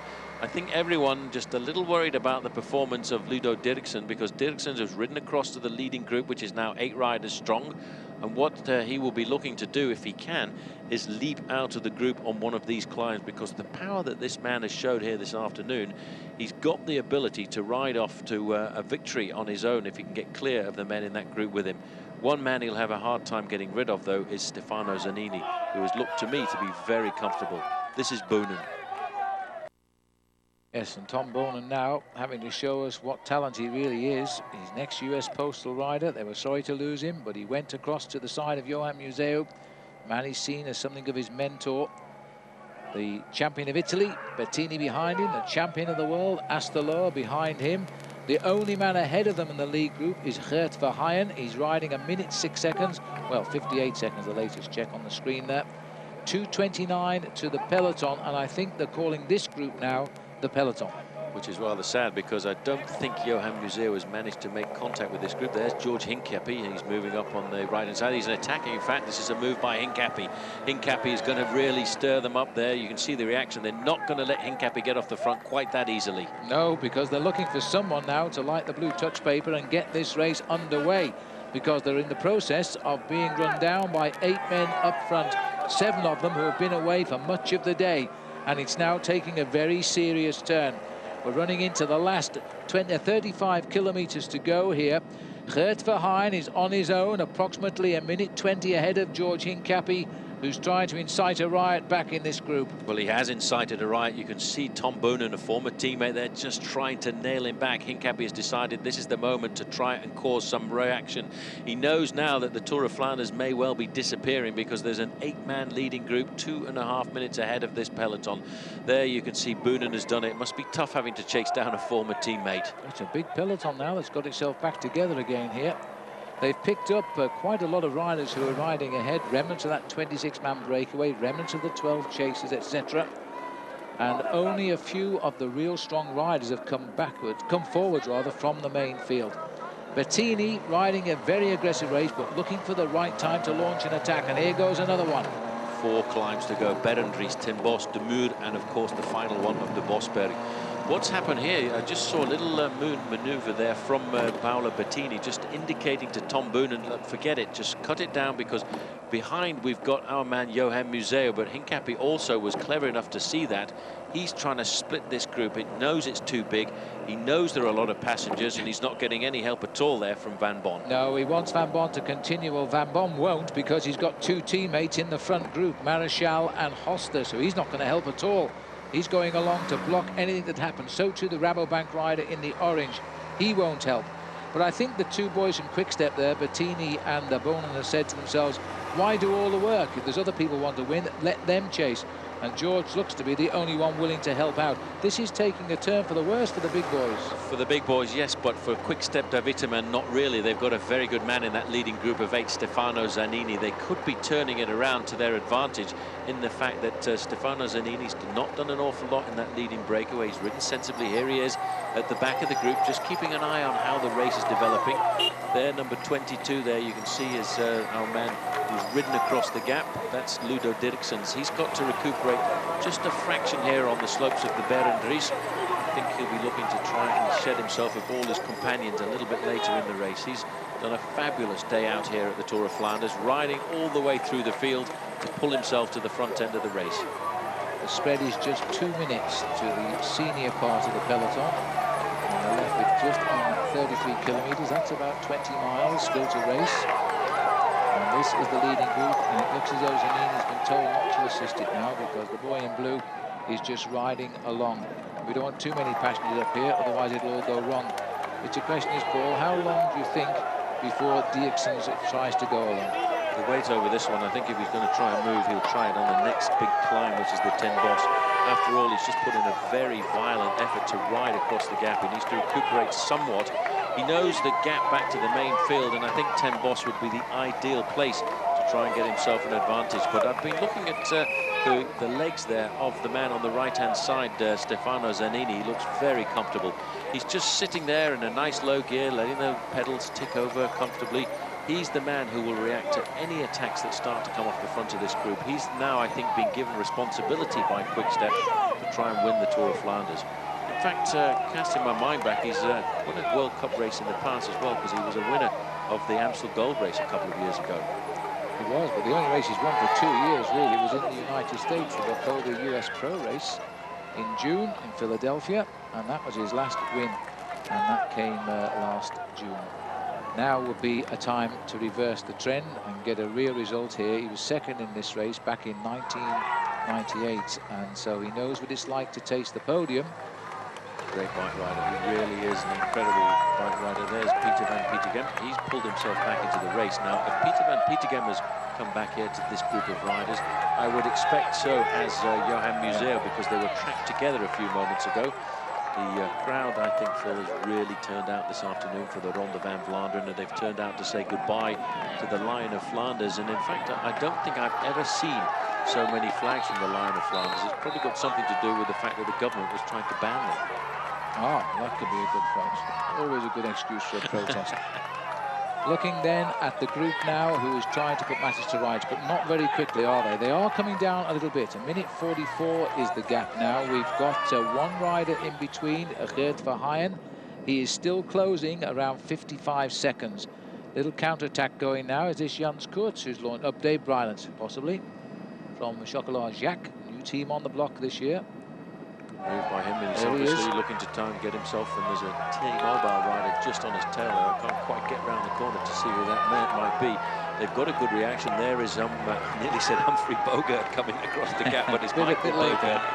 Yeah, it's Michael Bogart for Rabobank. He's seen the gap, and this is a good attempt by him at the Ronde van Vlaanderen. The Dutch have not been very dominant over the last few years at this bike race, but this man, who is better suited to races like the Flèche Wallonne and Liège-Bastogne-Liège, wanted to come here. Now, this is a good move. He's looking very fresh.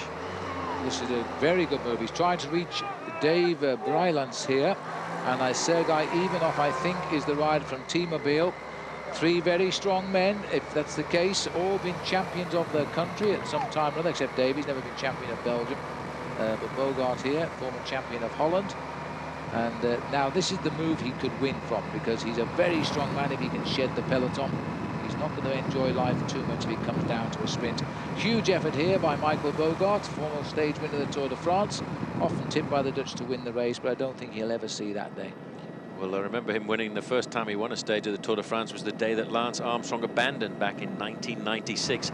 Now, this is a serious counter-attack. Now, these riders are riders who've got the ability to ride all the 31 kilometers to the finish.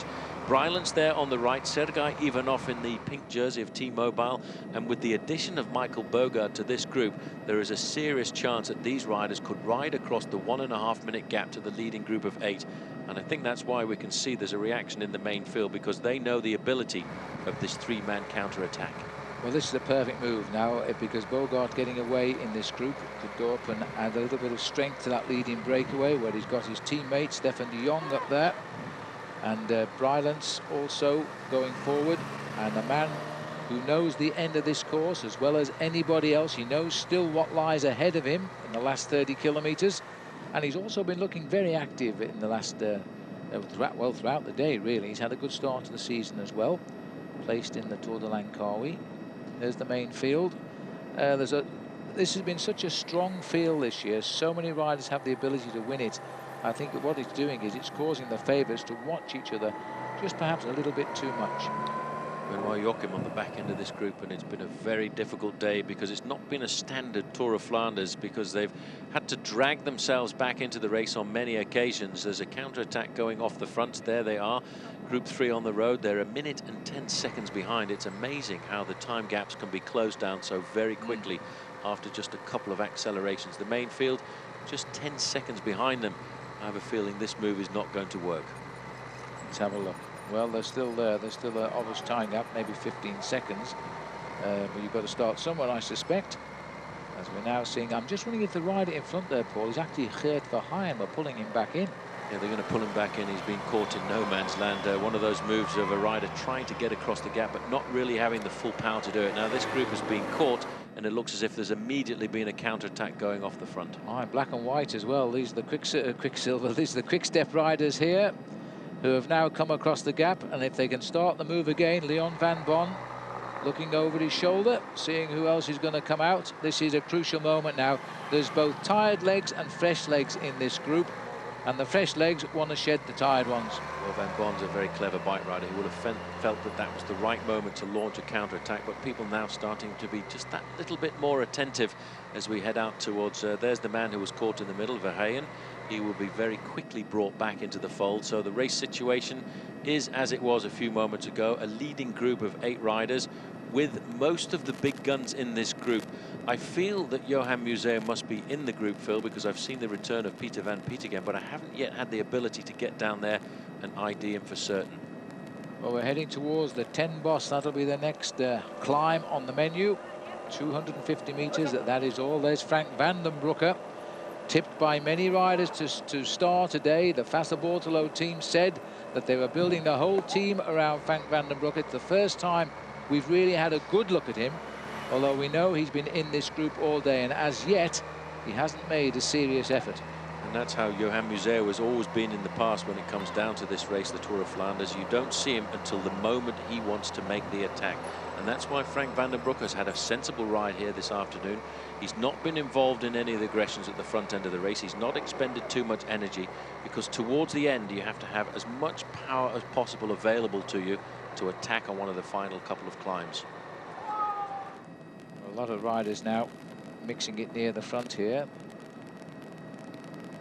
Unusual, always one rider goes the other side of the road furniture there, but they now come back together again. The big danger is once they get back together, they tend to shut down again, and the gap starts to open. Back with the leaders now, the 8 men who are still out there. 7 of them have been out there for much of the 200+ kilometers that they have now covered. In a tremendous ride by the original breakaway of 26, thinned down to 7, strengthened by 1, Ludo Dirksens, and the peloton signalling at 1:06, so they're closing. We're now in the town of Brakel, which is the town that nearly every bike race at the early part of the year in Belgium seems to go through, and that will mean to these men that the next thing that they will face in front of them will be the climb of 10 Boss. Just 3 climbs left to go. And this climb, in fact, kicks up to a maximum of 14%. So there you can see just at the very top is where it really kicks in. At the back there, Thierry Maréchal, I think here might be the possibility of a move to come by Ludo Dirksen, but has he done too much throughout this afternoon? Well, we're in Elephant Street now, here in the town of Brakel, and it's here, of course, where Peter van Petegem lives, so might be a good time to try and attack. This is Johan Museeuw. You know what? I think Johan Museeuw has had an incident out on the course because he's not wearing his famous helmet. He's been taken over from here by one of his teammates as they pull Verheyen back into the fold, but Museeuw is now starting to appear at the front end of this bike race. He looks over there to see the leader of the World Cup there, Oscar Freire, also doing very well to be in with the action at the end of the Ronde van Vlaanderen there. Well, certainly Museeuw's giving nothing away there. He looked very, very calm, as we've seen an attack go on the right-hand side of the road there. That will be Thierry Maréchal, number 7 it is. Might be just to stretch the group here, getting a little bit lethargic in this group, and the gap now down to 63 seconds. We are on the climb number 16 of 18, just 2 climbs. The Muur itself and the Bosberg is the last one, and that in itself not a major climb, but steep enough to allow it to be a springboard to victory for someone. Here comes the counterattack, and the man that lives here is launching it, Peter van Petegem. Peter van Petegem there, just covered by Paolo Bettini. He knows this climb, there's an incident at the back end. This is Karsten Kroon who's on the ground once again, but that's not really a problem because the big names are all at the front end of the peloton. The gap is starting to open here. Peter van Petegem looks very comfortable, Phil, as he's got the gap. Bryland's just a little bit further back there, trying to pull himself into what he sees as the big counterattack, but Bettini's now going over the top. Well, that's an amazing way to do it, cheered on by his home people there. And by home, I literally mean that. Peter van Petegem launches the attack. Bettini is right there and willing to make a move with him. I think that he's still even off. He's trying to go with him there for T-Mobile. Let's have a look then. I mean, maybe showing you that situation again. Yes, the crash halfway up the bunch there. It really has been an up and a down day for Karsten Kroon. That's his 2nd time he's had to stop. Once with a flat tyre, now with a puncture. He looks pretty cool about the whole situation. I don't think he's enjoying his Tour of Flanders. They've got the gap here. You can just see there Peter van Petegem looking over his shoulder. This is a small group of 6 or 7 riders with a gap of maybe 50 to 100 meters over the main field. In third place there is Sergei Ivanov. You can just see Dave Bryland's in there and Oscar Freire as well. Now, this is a great move. This guy is an unbelievable bike rider. You know, the first year that he won the World Championships, he only had 14 days of racing in his legs, but he came back and won a second World Championships for Spain. And this year, he seems to have put all of the injury problems that have dogged his career behind him. He's won Milan-San Remo. Now he's in the breakaway at the Tour of Flanders, and I don't think we could have imagined that. No, I guess not. But at 26 kilometers to go now, Bettini, the workhorse, and Van Petegem's made his first serious move here. It is now looking very good. Now, number 102 there, Paul, Jan Kirsipuu. He's won more than 100 bike races. He's never won a classic, and yet today a lot of people were saying he was the man for this race, so they must have known something. He's a great bike rider, a tough bike rider. He started the season off very early in the Tour Down Under in Australia. He's in fact had 117 wins in his career, which just goes to show he's one of the most successful bike riders on the circuit. But you're right, he's never really managed to come up with the big win, but this is the sort of circuit that suits his kind of body. Well, Jan Kirsipuu, this would really be the icing on the cake if he turned in a winning performance today after all the victories over the time he's had. One of the T-Mobile riders there is 144, Andreas Clear, and he's a strong sprinter too, given a shot. There's been a reaction, not surprisingly, from the peloton. Now they're over the top of the 10 bus, and with George Hincapie not here, he's not going to be far off the front of this chase.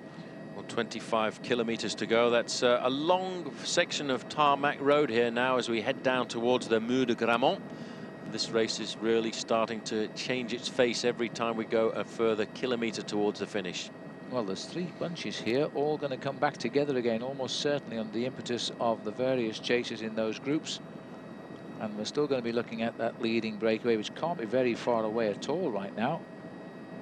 Kepi's down there in that counter-attack. He's managed to drag himself across as it all starts to swell once more. Paolo Bettini on the front here, shadowed very much by Peter van Petegem. Petegem in second position there has won this race on 2 occasions. He's looking to pull himself up today alongside the great Sergei Ivanov is also having a very good road ride there for T-Mobile. He's in third position. Oscar Freire too, who crashed it in the very early hours of this race today and rejoined. It wasn't a serious fall. Haven't seen much of him since, but he's there now, the World Cup leader after his winning Milan-San Remo. And this could be a good result for him now. And he said he wasn't very confident he could do a good ride in the Tour of Flanders. Not the Spanish rider you see, but he's proving now he can be in at the final kill. Looking down now, back with the leaders. 7 riders, so Marechal has made the effort and gone back into the group.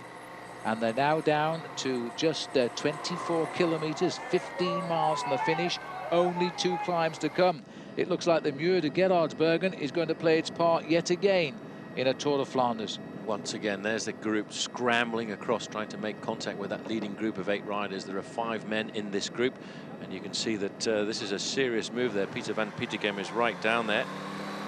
And, this is a good move, and this is Eric Dekker, another man that people tipped, and he says, well, I've not raced very much in Belgium, so I'm not sure why they think I can win this race.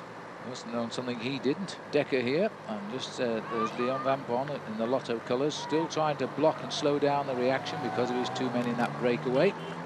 And there's Johan Museo, is now about 5th man down. We're getting into the Museo zone now. This is where he always makes his move if he's at the sharp end of the race.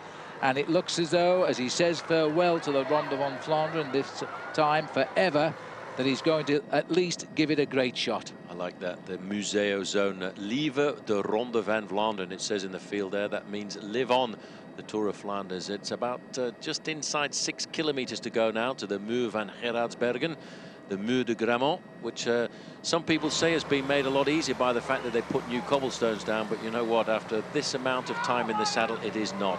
This is Sergei Ivanov, and it's amazing. Look at the cadence he's got there. He's using a very small gear as he tries to take advantage of the marking amongst the big leaders of this race. And I think the counterattack there was coming from George Hincapie. Let's get back to the front and find out as we look here at the world champion Astalloa sitting there, but Ivanov is now launching yet another attack, the twice Russian national champion. Looking as though he's found a renewed lease of life here. He's been in the thick of the action for an hour or so now. running into 23 kilometres to go. That looks like George Hincapie's style to me. I think the man on his wheel is Peter van Petegem. So this is serious action in the Tour of Flanders right now. There's the leading group of 8, and all of a sudden they're going to see the arrival of an express train. Their advantage has been completely wiped out with 22 kilometers to go. Ivanov is fighting his way through the barrage of motorbikes behind who've been following this race to cover it for television and radio. And right now he's made the junction to the leading group of 8, but it wasn't Van Petegem with George Hincapie, it's Leon van Bon. Well, that is amazing how they've shut this breakaway down in the dying minutes of the race. Well, not quite minutes, probably about 40 minutes to be exact, still to go to the end. Hincapie, though, is having to tow Van Bon across. Van Bon is such a great tactical rider. He's every reason not to work. 2 men in that leading group. But once he gets there, watch his tactics change. Watch his tactics change, because then Lotto Domo will have 3 riders in the leading group. I don't think he'll be able to get very much help from his 2 men here, Leif Hoster and of course the man at the back here, Thierry Maréchal. The junction's been made. There you can see an acceleration coming as we go to the front. Sergei Ivanov now is going to feel very happy with the fact that he's led this race, but what he has to do is try and shed himself from the burden of having so many passengers, because a lot of tired legs in that group, and Hincapie too, pulling his way through. He's got Van Bon with him, and they've got a big gap over the main field. It's great to see George riding like this, because in the past George has always been a very attentive rider. He's always waited for somebody else to make the effort. There he took responsibility himself and went out in pursuit of what he sees as a winning move. Well, I'm sure Lance Armstrong is watching this at home in the United States, and he's going to be shouting for George right now, because that's a huge effort by George Hincapie. Read the move perfectly, came across on his own with a terrific show of strength, brought across Van Bon, who must be considered a danger man here. Only 2 climbs to come, and surely on the Muur de Gerardsbergen someone will go from this group, and you bet your life Van Petegem, Bettini, Museo, they'll try to go from the second group. They certainly will. Now look at this: Hoster, Van Bon, Maréchal, Ludo Dirksen and Stefano Zanini. But looking further down, the name we expected to see in the leading group, Sergei Ivanov, Shafraf, Ludovic, De Jonge, Elmiger, but 225 George Hincapie there in 4th position. Now let's have a look. There's another group scrambling across here. It's Bogard again, another man who's been very attentive in this race this afternoon. A race which is not really to his suiting, but certainly suits his temperament. Well, if these 3 get across, that'll strengthen the group even more. Michael Bogart, another man who will try to go alone before the finish. We now have 11 and plus 3 is 14 riders in this leading group. Well, he came across with a teammate there. I didn't catch which teammate it was. Wouters. He must have come back. It's Mark Wouters. That's a pretty impressive move by him to get dragged across there by his teammate. That really is remarkable for these guys to pull themselves back into this race. There is the main field, and I've got a feeling before we get to the Muur de Grammont field, it's all going to come back together, because on the front of the peloton there is Tom Boonen. He is sacrificing himself here this afternoon for one Johan Museo. In 4th position there is Peter van Petegem. There is the leader of the World Cup, Oscar Freire, Paolo Bettini, and of course Johan Museo. Will he once again roar as the Lion of Flanders on the Muur de Grammont? But how long can they take these attacks and counter-attacks before we hit the climb of the wall of Gerardsbergen? There's one rider come in there from Fassa Bortolo, but I have to confess I couldn't pick him out. We'll have to try and see him when he does come up to the screen here, but this breakaway is certainly 14 riders strong now, and if they don't mess about but get it together, they could finish this race on the climb of the wall. Tactically, it's very interesting. You can see Shafrath on the front here. He's sacrificing himself for the man in 5th position there. That's his teammate, Sergei Ivanov, who was the first man to leap out of the group of favourites and make contact. But this is where they are going. The very famous Muur de Grammont, the Muur van Gerardsbergen.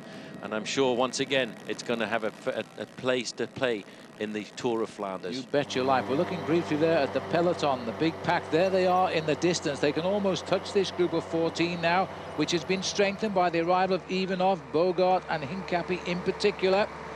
And it's leaving the Quick-Step boys to drive at the back now, and that's not the position they like to be in. But look at this. It's not normal we see them on the defensive. Now, this is the rider, I think, who came across, and this is Frank Vandenbroek. No, he's going across at the moment. Vandenbroek is coming across now, and somebody has dropped off the front of the group there to take him up. Well, Frank van den Broek are now looking at the outskirts of Gerardsbergen, the town of Grammont, where they will very shortly be lining up to go up the Muur de Grammont. This, in fact, is the group of Johan Museeuw, and I think VDB has had a problem at the back end of the group here, and he's trying to pull himself back into the race. This is an unbelievably confusing bike race. As we look there, you can see Frank van den Broek catching up to the Johan Museeuw group, and Max van Heeswijk is in there. They've still, this leading group, got a slight advantage over the main field. Enough to cause a problem to that group, because it's still a chance somebody can reach this group from the second group. But we're about to turn left and start the climb now of the wall itself. Now, I have to say, I've never seen this since it was rebuilt during the year. They've got very smooth cobblestones on it now, but the organisers say it is still hard because the actual gradient has never been altered, even though the road is a little bit more smooth than it was in the old days. The gradient, you can't do anything to alter it. The Muur de Grammont is 20% from the top to the bottom. They're still in the outskirts of the town. The actual climb itself hasn't really begun. This is climbing up to the town square. The climb, once it really begins in earnest, is just over 1 kilometre in length. But it's the gradient that really kills you here at the Muur de Grammont. This is the leading group. They're looking over their shoulders now. They are wondering where the main field is going to come from. They're setting themselves up for the attack. On the front there, Schafrath is really doing everything he can, Phil, to try and keep them off the front end of the peloton, but they're having a hard time because there is the group with the Lion of Flanders in it, not far behind. Well, normally the winner comes from the leading group when they hit the Muur. That's the way it's worked in the past, but I'm not sure about latching on at the back. And it's all come together on the climb of the wall of Gerardsbergen, and they're just on 10 miles from the finish with one more climb to come. This is going to be a battle of the strong men now. The big men have got to pick their way through this group now to try and get themselves in the right position. Once we take the very difficult right-hand turn, they haven't really started the hard part of the course. They're just going through the town square, but the main field has just got onto the back end of the group. Paolo Bettini is in there somewhere looking after Johan Museeuw. This is a climb that Museeuw has always loved in the past. It looks as if Frank van den Broek had a bit of difficulty. Maybe he had an incident with a tyre, but he's pulled himself back onto the group. But he will be going through a bit of oxygen debt right now, and he'll have to try and recuperate as they take the right-hand turn. This is the hard part of the course now, and still there's not a lot of riders have managed to stay in contact because it looks as if they've started to split. We've got some 20 riders here leading the charge around that corner, as George Hincapie is now on the front here, but he's going to have company for sure. Bogart is still there right up alongside him. And the field now, there's an attack coming up on the outside. Is it Liam van Bon who's moving forward? It's a bit like Peter van Petegem stamping on the pedals there. Hincapie dropping down into fourth place. Yep, he will be looking there. It looks like Bryland's on the front end of the group, and we can't get in there. The cameras here at this point are the fixed cameras. And certainly Bryland's at the head of the race as they come up. There's the new cobblestones for you. Just around about here, 1 or 2 riders have walked in the past, and it certainly is where, and it is Van Petegem there. And we've got the riders. Hincapie is going through in a great position in 5th place. Van Bon is there as well. No, there's Van Petegem, so it's still the breakaway, really. And the best of the rest is Van Petegem and Bettini, who have tagged on and are going forward now. And Steven Weseman for T-Mobile. He's a man that I talked to before the start. He loves this bike race. So you can see how difficult it might well have been relayed, these cobblestones, but they are still very difficult indeed. Johan Museeuw just going around there as well in a reasonable position, but there's a 3-man leading group going off the front end. Stefan Weseman is taking over control. Hincapie there filling 4th position, is riding a bit of a defensive role here, maybe just going into the red zone. Museeuw alongside Van Petegem, not far away. Interesting that Dave Broylance, who's heading them up the charge here, was the man most critical of the climb, saying it was making it too easy. And he is now demonstrating that it's not that easy, but it's certainly okay for him. That race is still split. Now, George Hincapie, suffering a little bit from the hard work, has lost a slight gap. It's well repairable on the descent of this climb, and they head out then towards the much smoother climb of the Bosberg, which will bring us down towards the finish. Steven Weseman charging off the Muur de Grammont right now, and he'll be looking in the distance to see how far away the Bosberg is. Well, it's 3 kilometers from the top of the Muur de Grammont to the summit of the Bosberg, and that is the climb which comes in at 11 kilometers to go. But Weseman has got himself a slight advantage here. Well, that's a good move by Steph. He's the man who almost is, because he's been 2nd in Paris-Roubaix, 3rd in Ghent-Wevelgem, 2nd in Het Valk over the years. And today might be his day. He was so upset when he was 2nd in Paris-Roubaix 2 years ago. because he was so close to winning what for him would have been the biggest win of his career. He's won 37 races in all.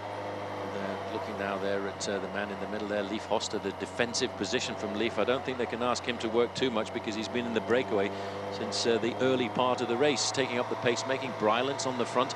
Weseman must be feeling very confident right now, and he's got a good turn of speed if this breakaway was to survive.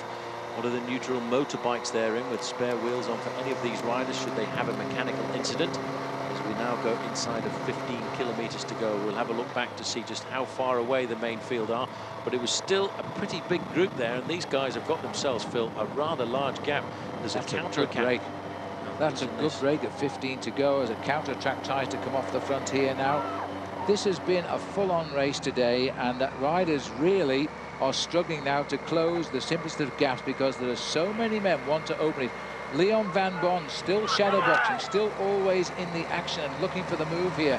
Eric Dekker, the rider who told Paul Sherwin this morning he didn't know how he would race in Belgium today and couldn't understand why people said he was a favourite, is right in at the kill.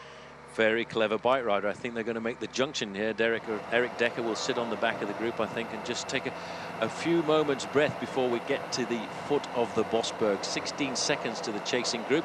They won't get much help there from Leif Hoster.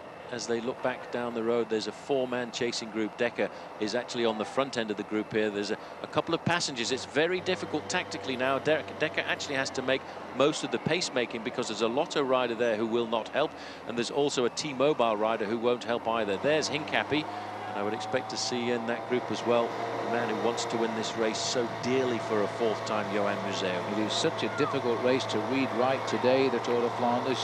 They are human beings. It often surprises me when I say that, but the fact is that these riders seem to be able to produce these superhuman efforts, but there's only so many you can do before you get tired, and you've got to try and read the race situation correct. And riders have made big efforts today, and they've come to naught, and they've got to think about doing it again pretty soon. At the moment, Leif Hoster, one of the heroes of the day, race-long breakaway for him. Dave Brylant has come up. He was first over the top of the wall, and Stefan Weseman alongside him at number 144. And there's one more join now, so this will be Dekker. Andreas Clear on the back here for T-Mobile. He's not going to do any pace-making at all because his man Stefan Weseman is in the front. Right in front of him is Leon van Bon. And looking back, they've got a very big gap over the chasing peloton now. This is quite serious. Dekker knows he's got to make the junction before we really get onto the cobble section of the Bosberg. The two men at the front here, Brylant and Weseman, are working together. They'll get no help at all from Leif Hoster, and I can't really blame him for not working, Phil, because his legs must be about to pop. Well, I can't blame him for that, Paul, because he's been such a brilliant bike rider today, and his reputation really doesn't suggest he was going to be this good, but Leif Hoster riding very, very well. There were the four names in the chase group, which we are looking back here now, with Leon van Bon again playing the policeman's role, keeps trying to get to the front, and his move's always blocked by the fact that teammates got there before him. Well, it's looking really strange for the moment because the big leaders are caught out a long way off the back end of this group. The three leaders are not very far away from starting the cobblestones. There where the road turns black is when the cobbles begin and the road kicks up. And I wonder if poor Leif Hoster at the back here can stay in contact with these two men who have got a lot fresher legs. It's going to be a tough one. This is the Bosberg now. We used to call the boss of the Bosberg, Edwin van Hooijdonk. He springboarded to victory here on a couple of occasions. And now he's retired, of course. Age catches up with everyone, as we're now seeing the three current leaders of the 88th Tour de Flanders. Leif Hoster going forward with at the front Stefan Weseman, and here sat at the back here, one of the heroes, Dave Hoster. The man in the middle is Dave Brylant. This is the last climb of the day now. 985 meters is all. Final effort here as they're chased by four riders, and the boys know now that they're really going to have to do something. It looks like Fletcher, the faster rider, is being dispatched from the four straight away, which leaves Clear, Dekker and Van Bon to chase. Well, there Dekker is on the front there. He knows he's got to make the junction. He won't get any help at all from the other two riders with him, but you can see the crowd is going absolutely ballistic. It's going to be quite difficult for Belgium to win here this afternoon because they don't have their big guns Dave Bryland's there in second position, but the great job of work is being done by the man on the front there, Stefan Wesemann, who I suppose if you talk about Johan Museeuw being Mr. Tour of Flanders, well, we have to regard Stefan Wesemann as Mr. the Peace Race, because he's won it on 4 occasions. And that used to be known as the toughest amateur cycle race in the world, almost the same length as the Tour de France, linking Berlin, Prague and Warsaw across Europe. They call it the Peace Race because it linked the Cold War countries of the old days. And he has been a real tough bike rider, and this, I've never seen him ride so well. Bettini still won't give up here now as he starts the final climb of the day too. George Hincapie, the big man in the white sunglasses there, he's also locked in. But I've got a feeling, Paul, they might be losing this race. And just as though Fletcher is tailing off, it wasn't Fletcher, in fact it was Petito who was slipping off the back of this group. Well, there's Laurent Brochard. He's done very well to stay in this group because he's been at the back of the race on a number of occasions with serious mechanical incidents. Just hanging on there as well, Thierry Maréchal, who was a member of that early morning breakaway of 26 riders.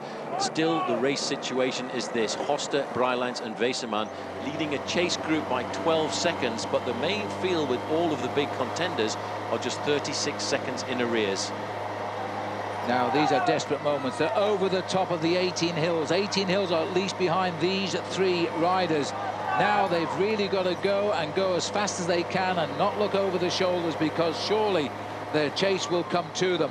Clear, Decker and Van Bon are chasing not far behind. Here they come, what's left of the peloton. And Paolo Bettini, the last 2 years the World Cup winner and the former winner of Milan-San Remo, is now driving this race forward.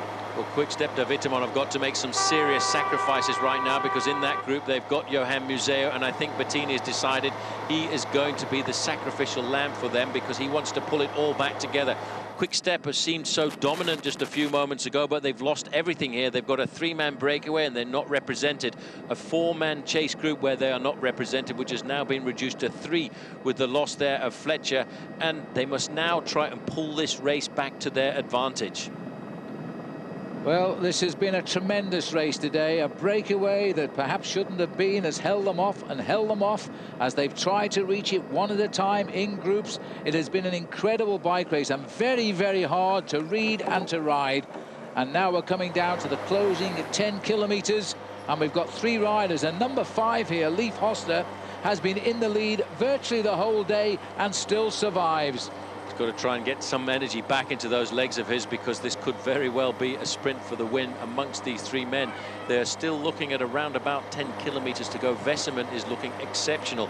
We've hardly seen him at the front throughout the whole of this bike race, and that's really how to win the Tour of Flanders: to be in the first 15 or 20 places, not to use too much energy and have a little bit of guts left towards the end, and he's certainly got plenty of that. Well, Stefan Wesemann, let's hope he's not overdoing it here, because he is certainly riding very, very hard. But Dave Brylands takes a look at him and drives through with him. They're not worried about the whereabouts of Leif Hoster. I think Hoster at 61 kilometres, it's about 39 miles an hour they're riding at the moment, so safe to say they're picking up the tailwind just now. Hoster, they're not even admonishing him for not working, because they probably know he genuinely must be absolutely shattered right now. Juan Antonio Fletcher here, made his name for us in the Tour de France last year with a stage win, is still riding in no man's land, but he'd be behind Clear, Decker and Van Bon. He should be in 7th place just now. Leif Hoster at the back there, just trying to stay in contact with these 2 men who are absolutely flying along. They are still holding approximately the same time gaps, 15 seconds to the Eric Decker group and 36 seconds to the group containing Johan Museeuw and last year's winner Peter van Petegem. I wonder if Leif Hoster can just stay in contact here, Phil, because, you know, he's a young rider who turned professional back in 1998, and he doesn't have a whole lot of wins to his credit. But if he was to pull this one off, that would really be a serious turn for the books. I suppose really his finest ever result. He finished 6th once in the World Time Trial Championship. I think it was 2001, and when he was the national time trial champion of Belgium. He's not been a big winner. And this certainly, though, has been a big ride from this man. Absolutely superb. He's profited by his team also not countering his move. He was probably sent up here to soften the race up for the arrival of Peter van Petegem. All of a sudden, he's looking at a podium finish. I really think 3rd is all he can hope for. Well, one never knows. And the thing is, Dave Brylant in this group is not one of the greatest sprinters in the world either. So if this breakaway does succeed, it's got to be a very big chance for Stefan Weissermann, who in the past has been so very close to winning himself either this race or Paris-Roubaix. He's been so completely dominant in these races over the last few years. He loves these races over the cobblestones and in bad weather conditions. And he's actually, to me, looking the freshest, although Dave Brylant is absolutely flying. You know, 8 kilometers to go. Leif Hoster cannot believe he is in this situation. Third would be the worst result for him right now at 8 kilometers to go. He's got to watch out. That chase of 3 is coming at 14 seconds. Bettini's group, I think the 38 seconds might even be to Fletcher rather than the chase containing Bettini. But even so, Leif Hoster deserves a huge flag at the end of this. What a way to finish the Tour of Flanders. We're not absolutely certain of what kilometre that the 26 got away, but they've been away for a number of hours. He's the only survivor. Well, we're looking now to see if we can see how far back Eric Dekker's group is, and Dekker's not getting any help at all. He's just getting a bit of relief there from Leon van Bon coming to the front end. Two Dutchmen working together, but Van Bon won't try all that hard because he knows he's assured of a third-place finish with his man in the front there in a 3-man breakaway. But this man who's in the group there, Phil, Andreas Clear, we haven't seen a lot of him over the last couple of years after showing initially in the first part of his career that he was going to be a new star. Well, I think this is the beaten group here. In all honesty now, there's too many favourites surviving in this group, and because of it, they will not go forward. And I think they've misjudged this race today. Try as they have to reach those leaders, it has not worked out for them. Johan Museo sitting at the front, the line of Flanders, not roaring like he used to, but riding nonetheless a very creditable final Tour of Flanders. Winner on 3 occasions, a podium finish, top 3 on 8. Well, he's not got any friends in that group behind him, and they certainly have not got a well-organised chase to try and pull back this group, because the 2 men in this group doing the majority of the work have not at all thought about holding anything back in their quest to try and survive off the front end of the group. They're still holding a 14-second advantage over the group with Eric Dekker and Leon van Bon, and still around about 40 seconds over the group with Johan Museo. But there is no chase in that group behind, and only a problem in this leading group of 3, I think, is going to change the outcome of the race. 5 kilometers to go. 1 passenger, I think, in Leif Hoster, although when he sees the finishing banner, he might change his attitude. But Dave Brylant driving on for Belgium, and Stefan Weissermann, the almost been the winner of big classic races, in the situation again where he could win. And he's put a lot of work into this race to hold it out in front. Even so be, by just 15 seconds. They've nudged out 1 simple second, 2 seconds now. It could be absolutely crucial as we head towards 4 kilometers to go. Eric Dekker doing the majority of the work on the front end of the main field. Well, this is why a lot of the Belgians thought he could be a favourite to win this afternoon, because he certainly does have the legs. And that's rather interesting, because a couple of years ago he actually broke his leg in a dramatic crash in Milan-San Remo. It's been a long climb back up the ladder for Eric Dekker to get himself back to the top end of the international sport. He's just missed out slightly on getting into this group, and there's a move there by Brylant. He was just trying to see if there was any weakness in the legs of Stefan Weissermann, but Weissermann, to me, Phil, looks exceptionally strong, and I think he's got enough speed in his legs to win the sprint if these 3 men survive. Well, they're being chased by a classy trio as well, but I'm not sure they're going to get up now. It's gone out to 19 seconds, and then just 10 seconds or so back to the group containing all the quick-step De Vitamin riders, George Hincapie, and they are trying now to close the gap. Here they are, and the firepower here has definitely diminished now as it goes out to 42 seconds. Leif Hoster could well have landed the ride of his life today. 4 kilometers to go now, and Stefan Weissermann is certainly not doing too much holding back of his energy here at all, because he knows they've got a very good chance of winning. He knows the reputation of Dave Brylant when it comes down to the sprint. Brylant has never really been a rider who can put in a turn of speed towards the end of a race like this. But after a 257-kilometer race and a very difficult uphill finish here to Meribeke, anything can happen. Well, these riders know the finish as the chasers now pass under 4 kilometers to go, about 2.5 miles. Surely they can't close 20 seconds in that time. Dave Brylant, another rider who's promised a lot and not quite delivered in his career, because he can climb as well, is now set to produce a result of his life as well. New team as well for Dave Bryland's Chocolat Jacques. It's the first time we've seen them on the roads of international cycling in Europe, and if they can get themselves onto the podium here at this World Cup race, the Tour of Flanders, that will be a real indication that this team will stay in the sport for a couple more years to come. I wonder if the man sitting in third position there, Leif Hoste, has got any energy left in his body, Phil. He's been in the breakaway for an awful long time this afternoon, and he'd be looking up at those banners thinking 1 kilometre left. Shaking those legs to over 200 kilometres in the front. He's got new partners for company now, and it's providing a Belgian-German tandem that's driving these three away from the favourites and up to the finishing line here in Meerbecker. Dave Bryland's best ever finish in this race, 10th in 2003. He now looks set for at least the first three finish. Now then, this is the second group on the road, and they've lost their impetus. I think Eric Decker knew he had to get across very quickly, and he won't get any help at all from the two men with him. At least his compatriot there, Leon van Bon, has given him a few turns at the front, but they're losing ground all of the time. It's out to 25 seconds, while these two men have not once thought about saving any energy at all for the final sprint of the day. Well, in all honesty, they haven't really been able to, because those three behind have been very close, and if they let Decker up or clear, then it really would be all over. And Van Bon, the master of the late attack and finishing on his own, that was also on the cards, and they are racing for 4th, 5th and 6th as we speak. The hero of the day now turns out to be number 5 here, Leif Hoste, as the most he's ever won was the time trial title of Belgium, and now he's looking for a top 3 finish. Second place in the going through rather now, Dave Bryland's a 10th place finish for him in the past. This is going to be a tremendous. Only one German has ever won this race, or the last German rather, was Rudi Altig back in 1964. The Belgians are a lot more fortunate than most. I have a feeling he might be the only German to have ever won this race, actually. So Stefan Weissermann could be putting his name well up there amongst the leaders. There's Leif Hoste here just trying to force Dave Bryland to the front, and I wonder if Leif Hoste has got the ability to cause the surprise here, because Dave Bryland is a little bit concerned about the presence here of Leif Hoste and the fact that he's been sat on since the top of the Mur de Grammont. That's around about 11 kilometres, enough to give himself maybe just the little amount of energy to create the surprise at the end. 2 kilometres to go, and we make a right turn just after the last kilometre rather, with the right turn up into the finish as the sprint starts here, and a jump now by Hoste. There's got to be an answer for somebody.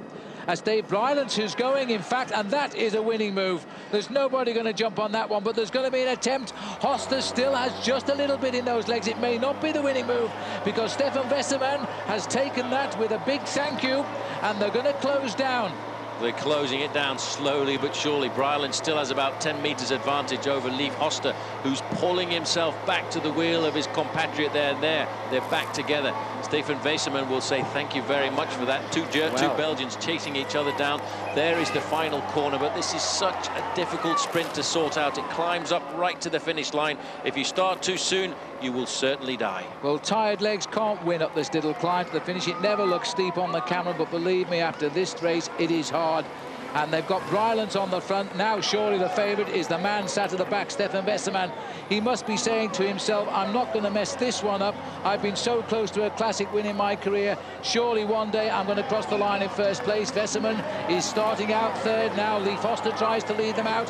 Huge effort by the hero of the day, but it is going to be a tremendous finish, and still Stefan Weissermann is waiting. Now he's moving. The German who's ridden so well here, Stefan Weissermann gets the win. The first German since 1964. Hoste, believe it or not, has crossed the line in second, and third Dave Bryland. Well, look at the face there on the German rider as he came across the line. You very rarely see joy like that. He has been so close to this win, the big win in his career for many years, and that certainly is the biggest. Here's the sprint now for 4th place, and it looks like Eric Decker is going to be very happy with that, but it's not Eric Decker just on the line. It looks as if, in fact, it was Van Bon who got the best place. Van Bon, Decker, the order over the line, quickly followed by Clear. There is the group starting to come up the finishing line. Paolo Bettini is in the group. You can see George Hincapie there as well, but no Johan Museo. The lion will not roar this afternoon. No, he was in the picture though towards the end. We can't expect him to make a top 3 every time. But there's no doubt about the winner. He's been second in Paris-Roubaix. He's been third in Ghent-Wevelgem, second in the Hepvolk. He's also had a 7th and 9th finish in Paris-Roubaix. He's never had a great ride in this particular race. But today, he is not the bridesmaid. He is actually the one on top of the pile. Look at this, Phil. This was a well-timed sprint here. You can see Leif Hoster just looking over his shoulders. I think he did exceptionally well to get himself second place there. He thought he was going to win the Tour of Flanders, but he was in the breakaway for much too long, and the joy is written all over the face here of the man from Germany, Stefan Wesermann, a very popular man in the peloton, a man that not many people would be too upset about him taking the win here this afternoon. Been a long time coming, a professional since 1993, but once he started third wheel, he got his two rivals in front of him, then that surely was the way to go. Bryland still felt he had a chance, but when these two opened up the sprint, he realised he was not going to match the sprint. And of course, Leif Hoster, at about 230 kilometres in front, well, he wasn't going to match the finish now of a very inspired Stefan Wesermann. Big block of photographers there for what is the most famous one-day race here in Belgium. And many would say it's a favourite race for the whole world. Absolutely, it's a brilliant bike race, but look at the power there of Stefan Wesermann. Once he got kicked into overdrive there was no taking this race away from him. I think he's going to start now as #1 favourite when we go through to Paris-Roubaix next week, because this is a great ride by him, and the whole team were backing him up there as well, because there were 3 riders from T-Mobile in the top 10. Well, everybody else has now gone home from the 88th Tour of Flanders. We, of course, are still here. This is our little commentary box where we call the action live for you. Paul, this was a tough day for the favourites, wasn't it? It certainly was. It was a very strange Tour of Flanders at the end of the day if you were one of the big favourites. I think a lot of shadow boxing going on in the main field, but it certainly wasn't a surprise for Stefan Wesermann, because talking to him before the start, Phil, he really did seem very confident. He's always been threatening to come up with a big winner, a race like Paris-Roubaix or the Tour of Flanders, and today he certainly did that. Well, I'll tell you, Steph speaks pretty fluent English because he spends a lot of his time in Australia, and that's where we really become to know him more or less as a friend. And I'm glad for one that he's finally got his win, because remember how upset he was when he was second in Paris-Roubaix. Yeah, he's always tried to get himself the win. That race in Paris-Roubaix a couple of years ago was very unfortunate for him, and I think he's a seriously good winner. It's a pity Johan Museeuw didn't get up there to get his 4th win. We won't see him on the roads of the Tour of Flanders ever again. He's still got Paris-Roubaix to go. All right, and of course Ghent-Wevelgem to come as well. We'll be there. It's out on the bike for me tomorrow. It's a long lie-in for Paul Sherry. So for Paul, I'm Phil Liggett saying